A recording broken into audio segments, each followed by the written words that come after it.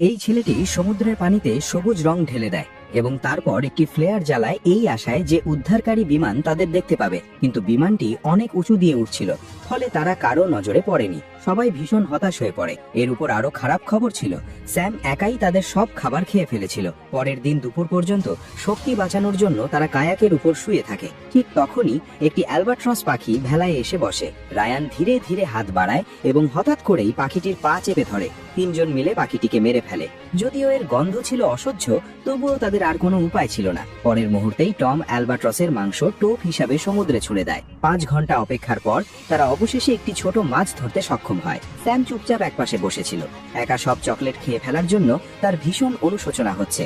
Ryan আর Tom তাকে কিছু বলেনি, বরং তাকে তাদের সঙ্গে খেতে ডাকে। তারা পালা করে কাঁচা মাছের টুকরো খায়। এই কাঁচা মাছ খেয়েই তারা 18তম দিন পর্যন্ত বেঁচে ছিল।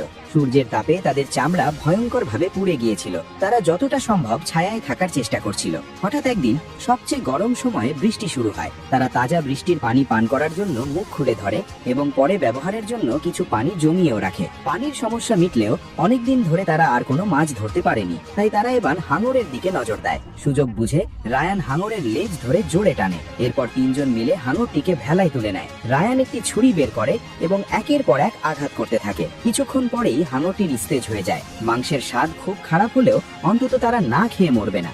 দেখতে দেখতে 27তম দিন চলে আসে। তারা তখনও সমুদ্রে ভাসছিল। হঠাৎ রায়ানের মনে হলো সে ইঞ্জিনের শব্দ শুনছে। সে উপরের দিকে তাকিয়ে দেখে সত্যি একটি বিমান উড়ে যাচ্ছে। সে দ্রুত ফ্লেয়ার গান বের করে একটি ফ্লেয়ার ছোড়ে। তারা ভেবেছিল উদ্ধার এসে গেছে, কিন্তু বিমানটি আরো দূরে চলে যায়। ঠিক যখন তারা সম্পূর্ণ হতাশ হয়ে পড়েছিল, তখন বিমানটি আবার ফিরে আসে। কিন্তু তারা জানতো না সেটি ছিল শত্রুপক্ষের একটি যুদ্ধ বিমান। মুহূর্তের মধ্যে গুলির বৃষ্টি তাদের দিকে ধেয়ে আসে। তিনজনই বাঁচার জন্য দ্রুত সমুদ্রে ঝাঁপ দেয়। বিমানটি চলে যাওয়ার পর তারা আবার ভেলায় উঠে পড়ে, কিন্তু শ্বাস নেওয়ার চেষ্টা করতেই বিমানটি আবার ফিরে আসে।